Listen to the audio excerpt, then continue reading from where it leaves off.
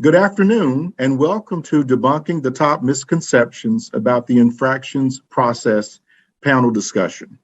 I'm Derek Crawford, Vice President of Hearing Operations, and I'd like to thank you for attending our program today. As Vice President of Hearing Operations, I support the work of the Committees on Infractions, the Infractions Appeals Committees, and the Independent Resolution Panel, and I also work closely with the staff members who support the three adjudicative bodies.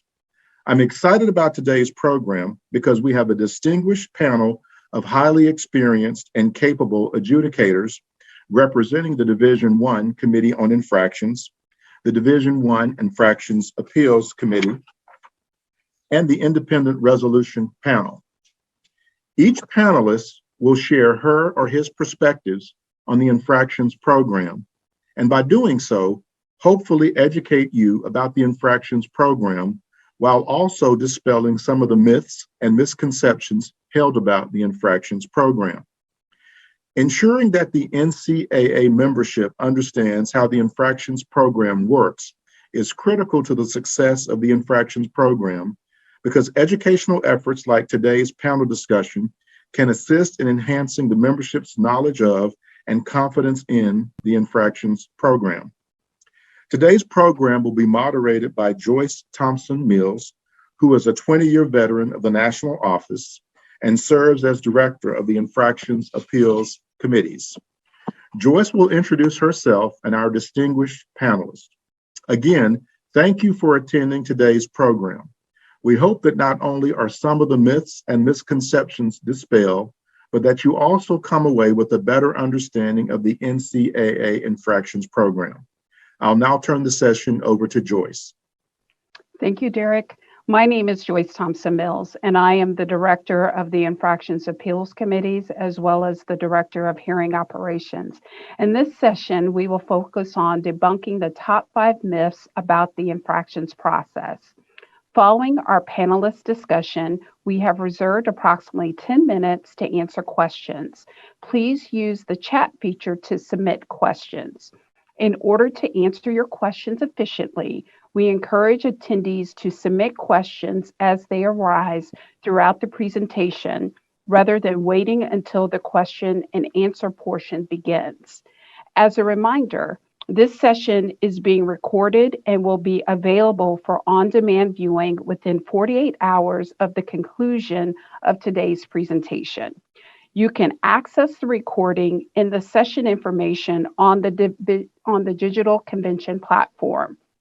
You can also view and participate in other convention sessions via the convention app version of the digital convention platform, available in the Apple app and the Google Play stores. Please note that this is a new app, not the NCAA events app used previously. I will now introduce our panelists for today's discussion.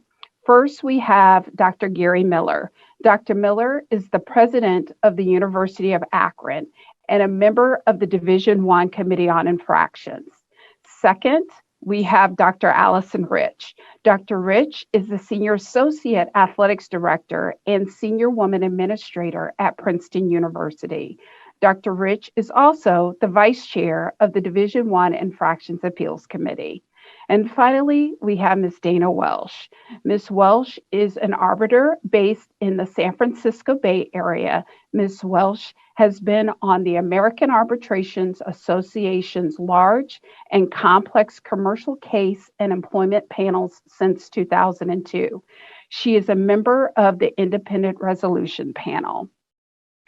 In order to understand the roles and perspectives of our 3 panelists today, it may be helpful to briefly review the committees and the Independent Resolution Panel. The 3 divisional committees on infractions are tasked with reviewing cases and concluding whether the membership's adopted rules have been violated by schools and involved individuals. The Infractions Appeals Committees are responsible for reviewing the Committee on Infractions decisions if a party does not agree with the factual findings, conclusions of violations, level, classification, and/or penalties. The independent resolution panel consists of independent adjudicators that review cases in the independent accountability resolution process, also known as the IARP. The IARP is responsible for handling select and complex cases in Division 1. Additional information on the different aspects of the infractions process is available on ncaa.org. With this background information, let's move to our first myth.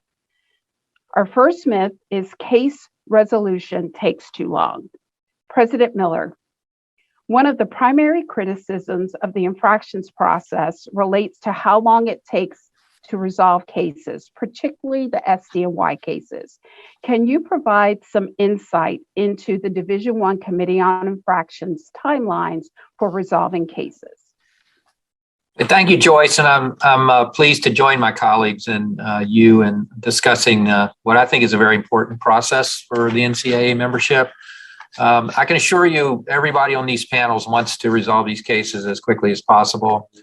Just with respect to the SD&Y cases, we have been under government order not to move forward with those cases until they're cleared there. So those are sort of in a special category. I think we have some data here that shows pretty clearly that the more contested the case is, the longer it takes. Over the last 5 years, we've looked at about 64 days for a contested case. And if it's a summary disposition, that drops to 56 and then to 36 days if we can expedite it. And you'll see the negotiated resolution, which are becoming more and more common. You can, those take just over a week. So there are some factors that will extend these things. We want to be fair. So people ask for extensions. We always give them, pretty much always give an extension that extends things.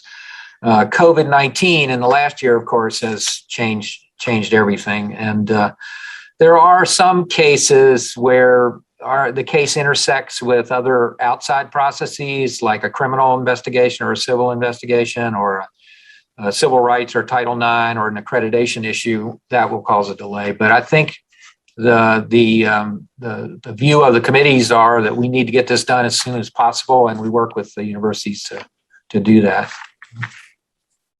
So please note that Division 2 and Division 3 Committee on Infractions also have similar case timelines to Division 1.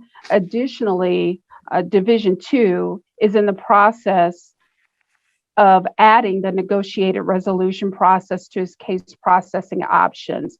That case track has assisted with the efficient resolution of cases in Division 1. Dr. Rich or Ms. Welsh, can you please speak about the case resolution timelines in the Division 1 Infractions Appeals Committee and the Independent Resolution Panel, respectively? And we'll start with you, Dr. Rich. Great. Thanks, Joyce. Happy to be here. Thanks, everybody, for coming. There's a number of factors that affect how long a case will take to move through the process with the Infractions Appeals Committee. I think one of the first is the number of cases that are open and in the process at any one time. But prior to 2015, there was an average of 3 cases in any one stage of appeal process during the course of a year. And as of 2021, there were 9. So that certainly impacts the amount of time needed to get through all of those cases in a timely manner. As President Miller noted, there are a number of other factors that come into play with the timeline of the case. You'll see on our slide, it takes up to 5 or 6 months for all of the parties to complete their requirements for the hearing, for the appeal. And that includes everybody from the appellant, which can be an institution and or a coach. It can be the COI. It includes the IAC staff, enforcement, everybody who's involved in the process. And the appellant has to submit a brief, and then the COI has a rebuttal, and then the appellant has a chance for one more document. So it takes 5 to 6 months for all those requirements to get into play. And then we have to find a time to schedule the oral argument, which again, with all of those different parties involved, can take some time to find the time that works for everybody. Parties can also ask for extensions, as President Miller noted, and as long as they're reasonable, we tend to grant those as well. And those can be for anything from personal reasons, personnel reasons, other caseload, COVID-19, all kinds of various types of reasons. Sometimes it's campus procedures, it's arbitrations that are opened, it's different hearing processes that are open at the same time. So try to allow whatever the different parties need in order to be able to get through this well. And then after the oral argument, then the committee has to deliberate. And our process is that we make a decision based on consensus. So there is no written dissent that comes out. So it is all one decision. So that takes a little time as well to read through all of the facts, all of the documents in the case, all of the facts and information, and come to that decision. And for the sake of the parties as well as the membership as a whole, it's important that we get it right. So we try to take the time that's needed in order to make these effective and efficient decisions without taking too much time. Thank you, Dr. Rich. Ms. Welsh? Thank you for having me here, and I'm really happy to try and explain the IRP process. There are a lot of similarities between the COI process, the appellate process, and the IRP process. So let me just add some things that are unique. This is a new process, as people are aware. There is one case that has gone to conclusion. That was the North Carolina State case that was resolved in December. By definition, the cases that we get in the IRP are extraordinarily complex. They involve a number of involved individuals, a lot of allegations, sometimes several sports, and literally thousands of pages of exhibits, briefing, and complex procedural issues that need to get resolved before the hearing takes place. I think that I would echo what President Miller said, that we all want to get these things through as quickly as possible because we understand how serious it is for the individuals and for the institutions. But that also means that we want to get it right. So the case that I was the chair of, the North Carolina State case, took, I would say, from the time the IRP got it until resolution, approximately a little over a year. In my view, that was too long. And I think that other cases that come up now that we have a model for how we're going to adjudicate these cases will be more efficient and more expeditious. Thank you, Ms. Welsh. And we'll stick with you, Ms. Welsh, because there is chatter in the membership that the independent accountability resolution process is not working in the manner in which it was intended, partly due to criticisms around timing. Now, you just talked a little bit about timing, but can you discuss how you think the IRP can ultimately enhance the efficiency of the infractions process? Well, I can talk about one thing that we learned with the first case that came through, and that was North Carolina State. There was no, as people may be aware, there is an independent outside enforcement body. It's called the Complex Case Unit that actually presents the evidence or presents the information to the panel with respect to why they believe that the institution or the involved individuals violated NCAA bylaws. What occurred in NC State was that the investigation was reopened. And the enforcement staff had already done an investigation when NC State was still in the COI process. The investigation was reopened. And I think that we learned from that really there may not be a need in the future to reopen investigations when enforcement staff has already done a complete investigation. So there's actually a new procedural rule which requires the Complex Case Unit to come to the panel chair to request the reopening of the investigation. So as we go through these cases, we're going to learn how to make them more efficient. That's one way that would have shortened the process enormously, and I think that will shorten the process enormously in the future. Thank you, Ms. Welsh. Let's turn it over to now myth number 2, which is NCAA executives and the national office staff decide and/or influence outcomes of infractions cases. Dr. Rich, can you talk from your perspective? What is the role of the national office staff in assisting your respective group? Absolutely. So I'll say first and foremost that the National Office staff does not make any of the decisions, nor do they suggest options or ways that we should look at things, but they play an enormous role in what we do. They are a great support to us, and we're all volunteers, and there's a lot of time and a lot of coordination that goes into this committee and getting these decisions done. So they're a huge support to what we do. Staffing the IAC is a full-time job, and our staff also staffs the IRP. So they have two full-time jobs at the same time.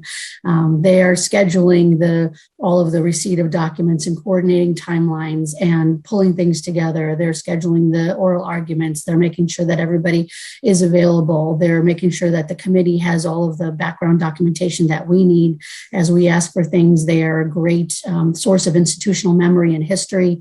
Where were the rules before? How have things changed? Pulling old cases for us to help us as we go through our process of preparing, and then after the oral argument of deliberating on the decision.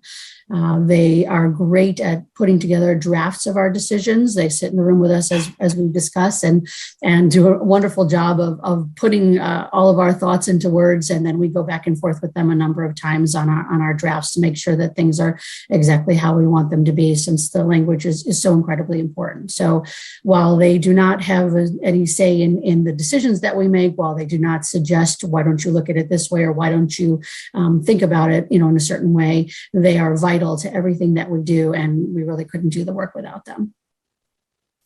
Thank you. Ms. Welsh, would you like to add? Well, I would say here. That's exactly right. All of us came from the outside. We had no real knowledge of NCAA bylaws or process or anything. We're adjudicators, we're arbitrators, we're retired judges, we're people who are active in the sports world or retired from university sport athletics programs. So we really had no institutional knowledge whatsoever. So we couldn't function without the national staff. I don't know if members of the audience are aware, but some of these cases literally have, and I said this before, thousands of exhibits, letters that come in every day asking for procedural issues to be resolved. And when it comes to the deliberation process, the national staff sits with us and really listens to what we say. And because they have institutional knowledge, can pull up prior cases that maybe involve some of the same allegations. So they don't decide the cases for us, but they really provide all the support that is needed for these extremely complicated cases. Thank you, Mrs. Welsh. President Miller, there is a misconception that the Committee on Infractions just rubber stamps cases as alleged by the enforcement staff. Can you discuss how the Committee on Infractions goes about fully and objectively considering these particular cases? Yeah, and let me begin by emphasizing what my colleagues have said, that both the Office of Committee on Infractions and the enforcement staff are amazing colleagues, and they work very hard. These cases have just thousands and thousands of pages of exhibits, and we're all volunteers. So we enforcement, it'd probably be interested. The membership probably should know how we work with enforcement. And once a violation is identified, and a lot of times, perhaps most of the time, these violations are identified by the institution and reported to the NCAA, and there's an investigation. It's important to appreciate that enforcement typically carries that investigation out in collaboration with the institution. So it is a collection of facts, an interviewing of people, development of timelines, and then eventually, if they believe there has been a violation, enforcement will make an allegation. Now, our job in the committee is to look at the record and that has been developed by the enforcement group and see if we believe the facts support a violation. One of the things that the membership might be interested in is that during our consideration of the record, our questioning of the enforcement group is as vigorous as it is of the institution, because we need to know what their rationale was for believing there was a violation in place. And so we very vigorously question enforcement. We are not obligated to find a violation has occurred if it's alleged by enforcement. And in numerous cases since I've been on the committee in 6 years, we have disagreed with enforcement and concluded there is not a violation here. Our role really is to consider the facts. We consider those facts against our understanding of the NCAA legislation, and the Office of Committee on Infraction helps us understand that, and then determine if there is a violation and if the parties are credible. So I have never in my 6 years seen any officer of the NCAA or office try to influence the Committee on Infraction in any way. Thank you, President Miller. Dr. Rich, relatedly, there's a misconception that the Infractions Appeals Committee rubber stamps the Committee on Infractions decisions. Can you discuss how the Infractions Appeals Committee objectively considers cases on appeal? Absolutely. So I'll say that the IAC mission is to provide a meaningful, credible, reliable opportunity for appeal, where, among other things, the outcome is not a foregone conclusion. And that is really important to us. And that is how we start every deliberation, every review of a case that comes to us. We start with a review of our standards. So we always go there first, and that ensures that we're able to be consistent and impartial as we work through the cases.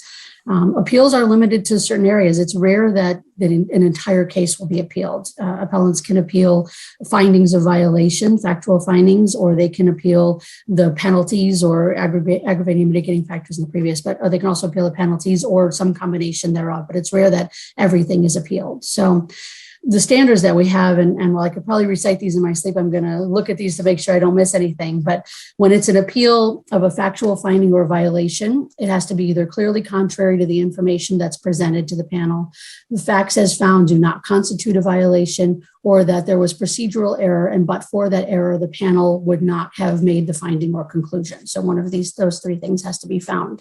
For an appeal of the penalty, including aggravating or mitigating factors, we have this abuse of discretion standard.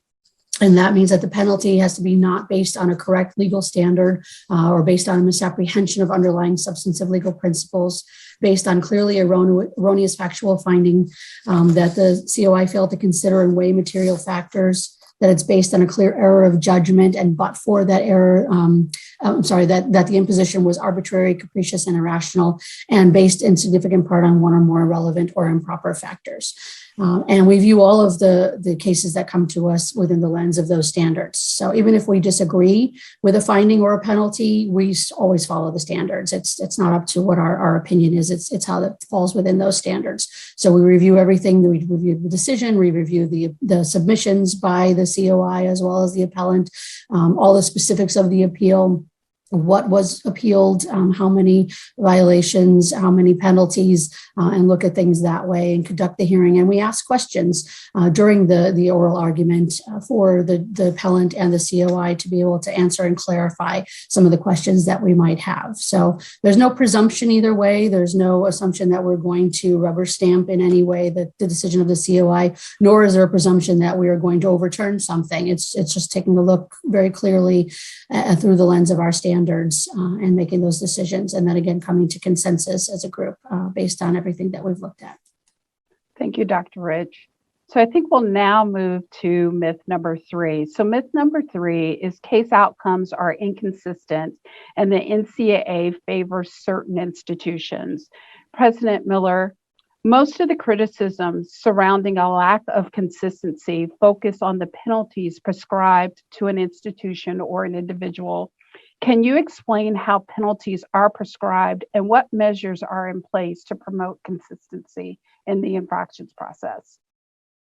Yeah, it's important for the membership to appreciate that the membership has set the penalty structure in place. So we're operating from a penalty matrix that is approved by the membership. And once you enter that matrix through the classification process that is determining its level and whether it's an aggravated, standard, or mitigated case, then the flexibility of the committee in assigning a penalty is actually very limited.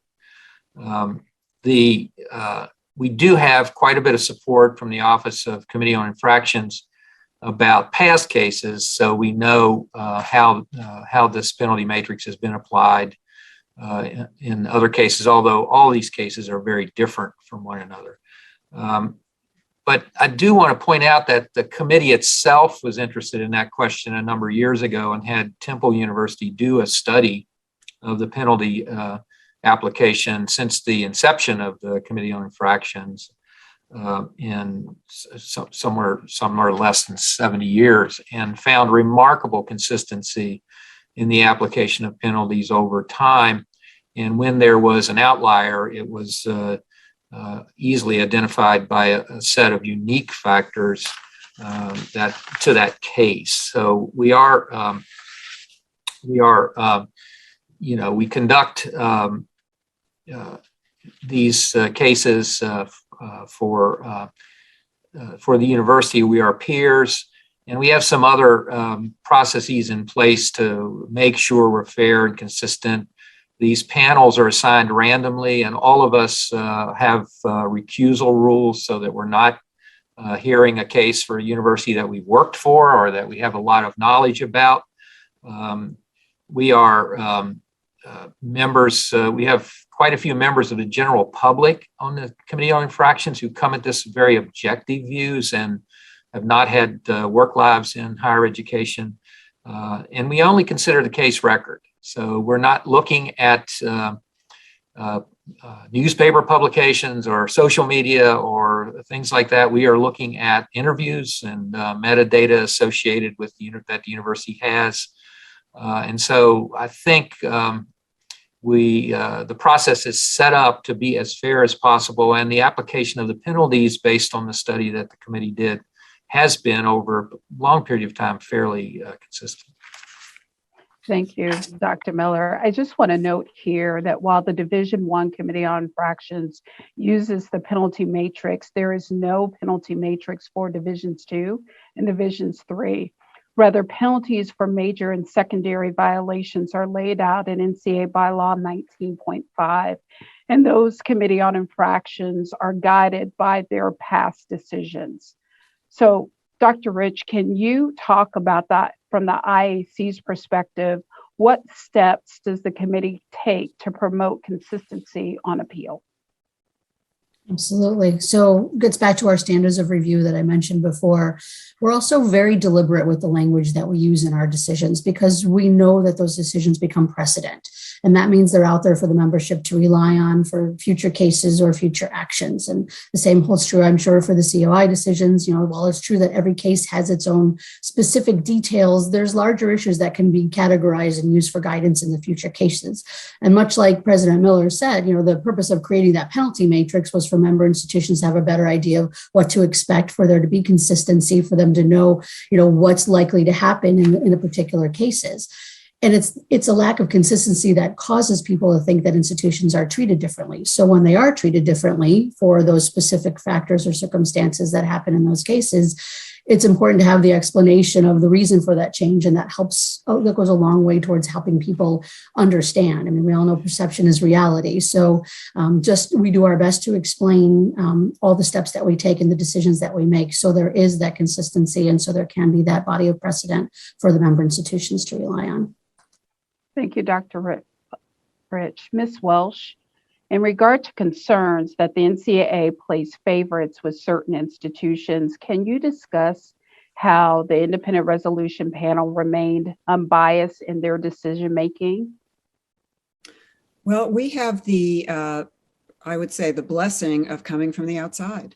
So none of us had any knowledge of any history with respect to what the NCAA is, whether they favor or don't favor an institution. None of us knew that, and none of us know that. What did happen when we were appointed is that we had to recuse ourselves, not only from institutions that we had attended, but that any of our children or any of our spouses or uncles or aunts had anything to do with. So there are very strict conflict of interest rules so that none of us will sit in cases that we have even the most remote connection to.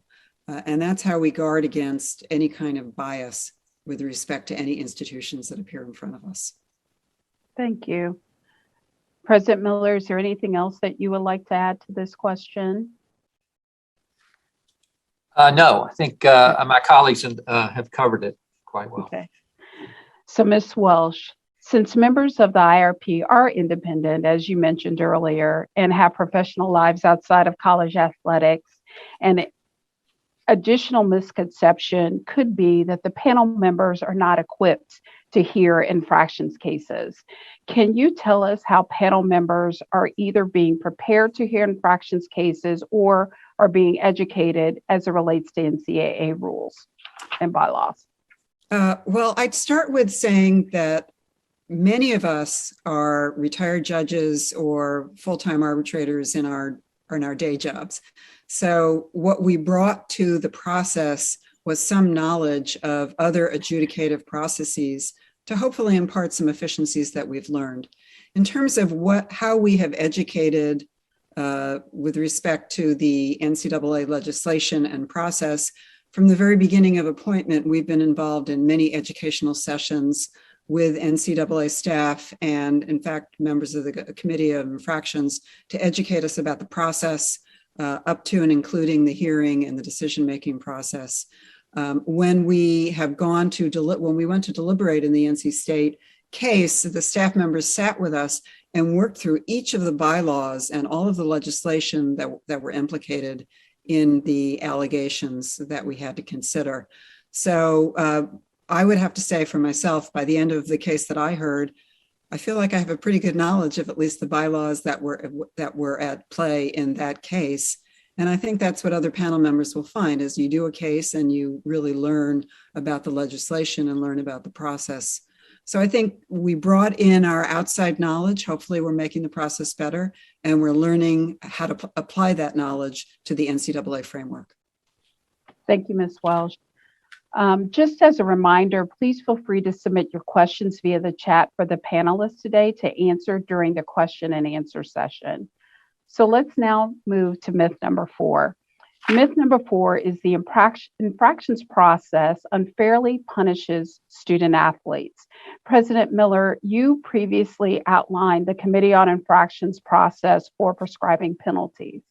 Recognizing that there is substantial concern around penalties that impact student athletes, can you discuss the rationale behind some of the more criticized penalties? Yeah, and I'll begin by saying we're all concerned about student athletes. The entire organization exists because of student athletes, and so it is important. We have to remember, though, that these penalties are institutional penalties. They are not penalties against athletes. And I want to go back to the process that the NCAA used to set up the penalty matrix for the Division I in 2012 through the Enforcement Working Group. The membership at that time believed that the most meaningful penalties should be postseason bans, scholarship reductions, and vacation of records. And the reason is that those have directly to do with fair competition, at least consequences of unfair competition. And so once you get into the penalty matrix, these are very prevalent, and these penalties will show up, and they do sometimes affect student athletes. One of the ones that folks talk about a lot is vacation of records. That is really the only penalty that looks backward and looks at what happened and attempts to fit the penalty to the consequences at the time. The other thing I'd point out is there's a lot of misunderstanding about the scholarship limits that penalties sometimes place.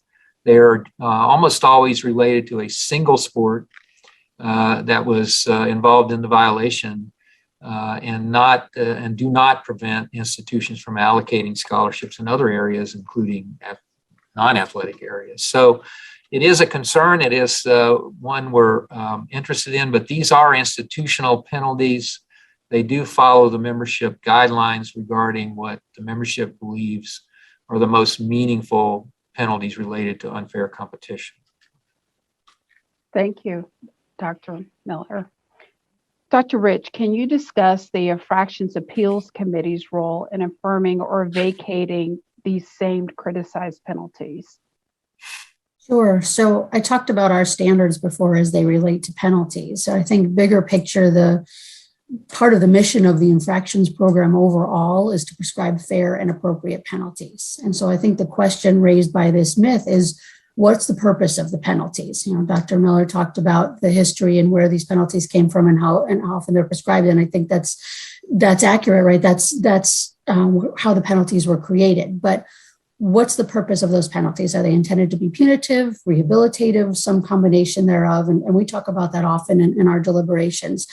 And I think, you know, the penalties, including the current penalty matrix, those are set by the membership, as everybody heard before. And so if there's concerns about specific penalties, it's not, the IAC can't really make a decision on a case-by-case basis saying that a penalty is unfair unless it doesn't meet the standards that we under which we operate. But the membership can take a look at those penalties and address those through the legislative process if there are concerns with how those penalties are implemented. And so I'd recommend that. But I think as far as the IAC goes, again, we work within our standards to make sure that we are upholding, reaffirming, or overturning any penalty as appropriate within the standard. Thank you, Dr. Rich. Now we're going to turn to myth number 5. The NCAA's cooperative principle is dying and institutions are more successful when they are adversarial. Ms. Welsh, in your role as a panel member, how does the approach and/or legal tactics of involved institutions or individuals impact your ability and the panel's ability to decide a case? Well, I would say not at all. We look at the facts, we look at the records, we question witnesses, we question the institution, we question the complex case unit. And I would also say that these cases, to some extent, need an adversarial process for us to really figure out what the facts are. The case that I sat in on was very vigorously and very, very vigorously, I hate to use the word litigated, but it was very vigorously litigated. I'll use that word from another sphere. And it really helped us understand the facts. For there to be vigorous advocacy on both sides. I don't think there's anything wrong with that. These cases have enormous implications for the involved individuals and the institutions. And we want all the parties to feel like they have the best advocates they can. But in the end, it's not about the advocates, it's about the facts. And it's about the record. And that's what we look at. Dr. Rich, I see you nodding your head. Is there anything that you would like to add to that? Yeah, I agree completely. I mean, there's inherent tension in this infractions process, and it's not realistic to think that it can or should be eliminated. We just have to manage the tension in a way that doesn't hinder the efficiency or the effectiveness of the process. So I would also say that I don't think that the cooperative principle precludes an institution or an individual from being able to advocate for themselves and avail themselves of whatever resources are available to them to do so. I mean, there's some pretty big consequences at stake here. So it's important that they be able to do what they need to do and advocate in the way that they need to. Our processes, I think, also lend themselves towards hiring legal counsel or advisor. I mean, as Ms. Welch said, we're not a legal process, but our hearing operations in large part are modeled in many ways on legal processes. And, you know, we have our oral arguments look very much like panel arbitrations, and there's submission of briefs and arguments. And so I think having an outside attorney or firm that is going to do the research and understand the bylaws and the processes in place and be able to present the case in the way that the institution wants to while they're still going about their daily lives as well on the institution's campus, I think is really important. So I think the one thing we look for is collegiality and professionalism from both sides. That's always important. But otherwise, I can't see any reason why there shouldn't be the ability to hire representation. Thank you.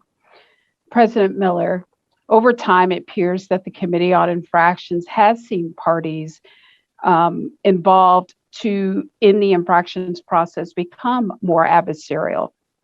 Earlier this year, you participated in an infractions case as part of the involved institution. Can you discuss whether, from your dual perspective as a committee member and a university president, you believe the NCAA's cooperative principle is eroding? So my observation is that the cooperative principle is still very much alive. I think universities do advocate for themselves strongly. The stakes are very high in some cases. I can tell you from my experience, with very few exceptions, when we get into a contested hearing, virtually everybody understands what happened and virtually everybody agrees on it. There are individuals involved that often are at risk, who push back quite a bit because they made mistakes. But the process is very collaborative and collegial, even with all the lawyers in the room. The enforcement division still works with the university to get the case, the facts together. The advocates in the room help us, as Dana said, to understand perspectives and their position. Most of the tension is around the leveling of the case, because that's how you enter the penalty matrix. And so there's generally a lot of agreement on the violation and whether it occurred, if it did occur, and a lot of advocacy around whether it should be a level 2 or a level 1. But I have found my presidential colleagues involved in this process to be incredibly collaborative. They have brought their universities along as collaborators. They may have a particular party that worked for them that is a difficulty, but I haven't concluded that the process is dead yet. Thank you, President Miller. Now, this concludes the pre-recorded session of our discussion today, and the panelists are now available to address any questions that you may have.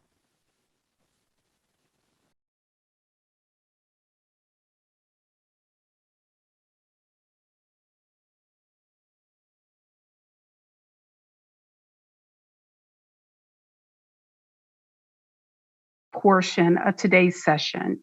Additionally, I have Marnay Malsby, Associate Director of the Office of the Committee on Infractions, to assist me to answer questions today. I did not see any questions that we received during the pre-recorded session, so I'm going to ask Marnay. Marnay, do we have any questions at all for the panelists?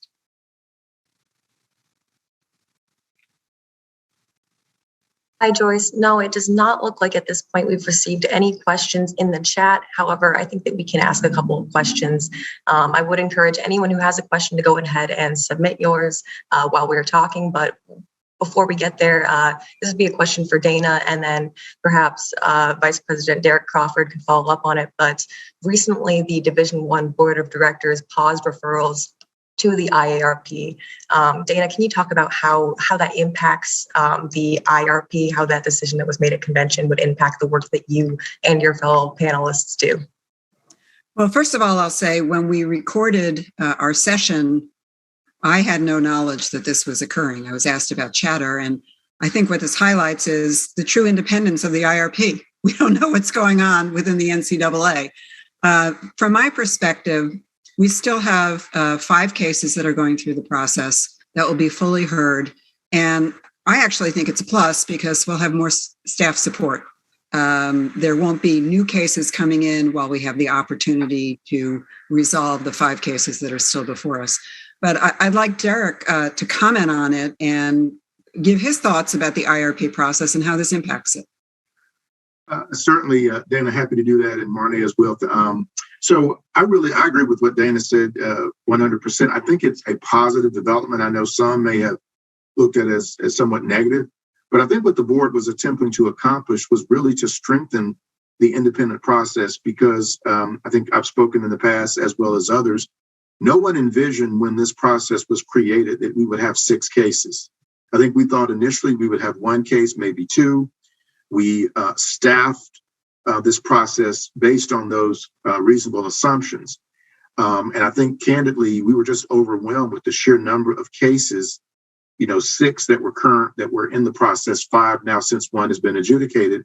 And as Ms. Welch mentioned earlier, these are complex cases. It's not just a name. They are truly complex cases with lots of different issues, significant stakes for institution-involved parties. And because of that, they have taken a longer period to resolve than any of us would have liked. So keeping those cases to just the 5 now, I believe will strengthen the process by allowing the adjudicators, the investigators, the staff that supports it to be able to focus their time and efforts and resources on those cases without having additional cases that are also complex being added to the process. So I think it's a positive development in doing that. It does not have any impact on the current cases, the 5 cases that are in the process. They will continue to be adjudicated, investigated, processed, so forth to resolution. It just puts a temporary pause on the referral of future cases, and it gives the membership through the Transformation Committee the appropriate time to review the infractions process, also the independent process, and decide what path they want to go forward. So I think it's a positive development. It's what we need, and I think it'll really help strengthen that credibility to what is already a good process.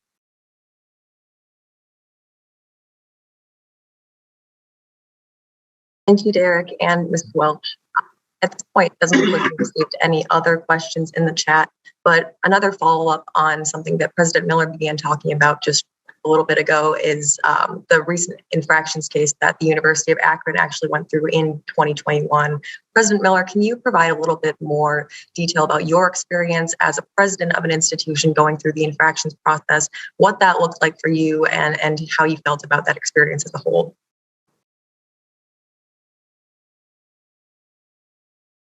Oh, President Miller, I believe we have to have you unmuted. I think I'm the only sitting president on the Committee on Infractions. And so it was, of course, my worst nightmare that we would have a case go before that group. But we did.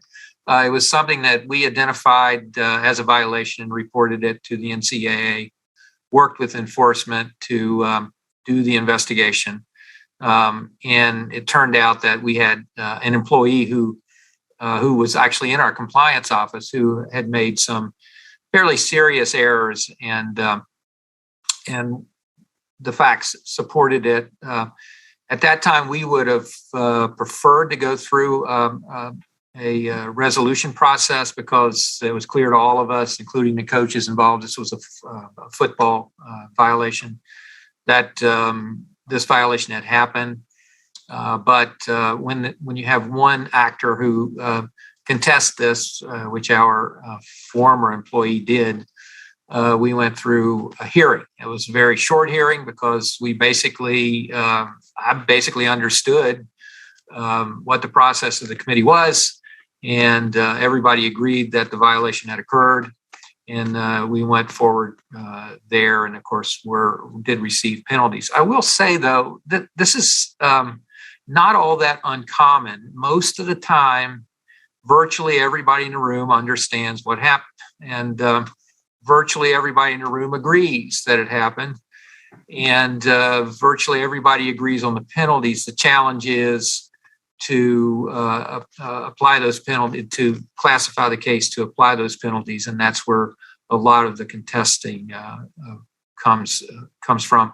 But even in the most contested cases that I've been involved in, and some of them are pretty prominent, there was a pretty wide understanding that a violation had occurred, and the issue with the committee and the university was to get the penalty right and to do what was good for the membership.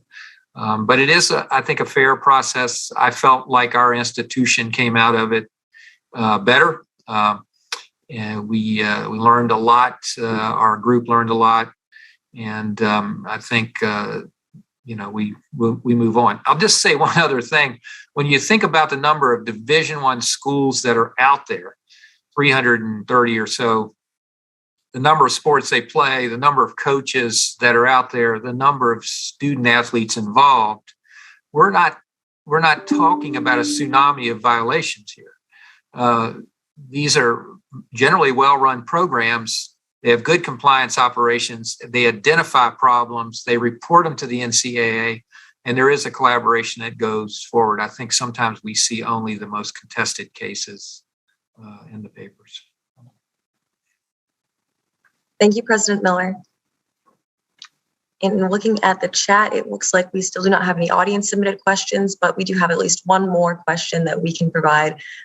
This is more general, so any panelists who want to answer can go ahead and do so, but perhaps Dr. Rich, you would be able to start off here. But given that you started to talk about this with myth number 5, could you just provide any advice to any institutions or involved individuals going through the infractions process on the way to have the most efficient and effective process for all parties involved?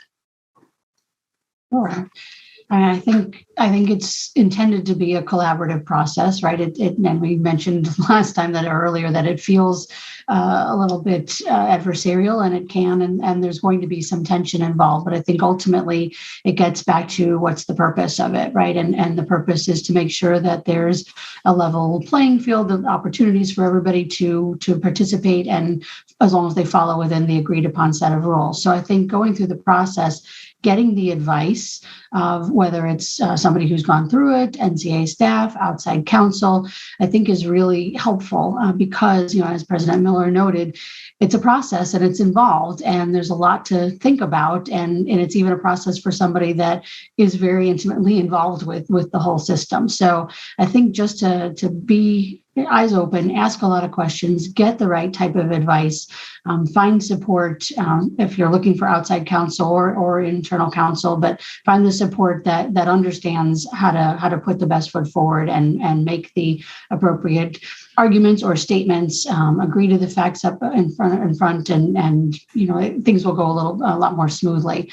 I think there's also the opportunity for negotiated resolutions, and that's always something that we recommend as a great possibility, because it's a chance to avoid the trial aspect of the process and be able, as long as all parties are agreeing to the facts of the case and the penalties, it's a relatively simple or much simpler way to get through it.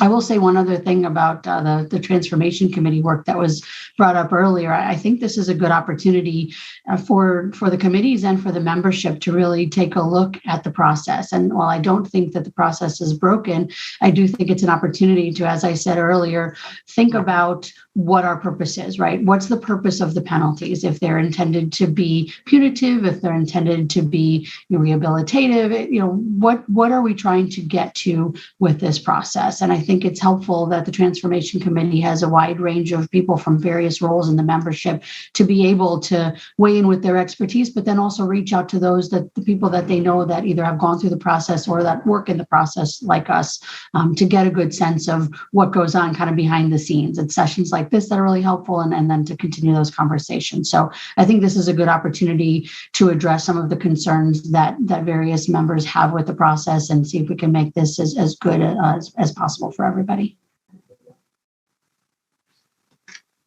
Thank you, Dr. Rich.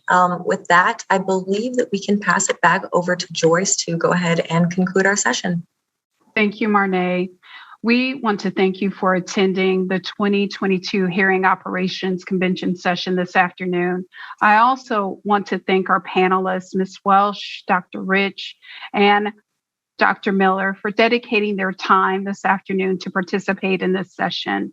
Please be sure to complete the session survey. To access the survey, click on the session title in the agenda tab. Additionally, don't forget to join the conversation on social media using the hashtag NCAACONV and follow at Inside the NCAA for updates throughout the convention. And this concludes our session today. Thank you.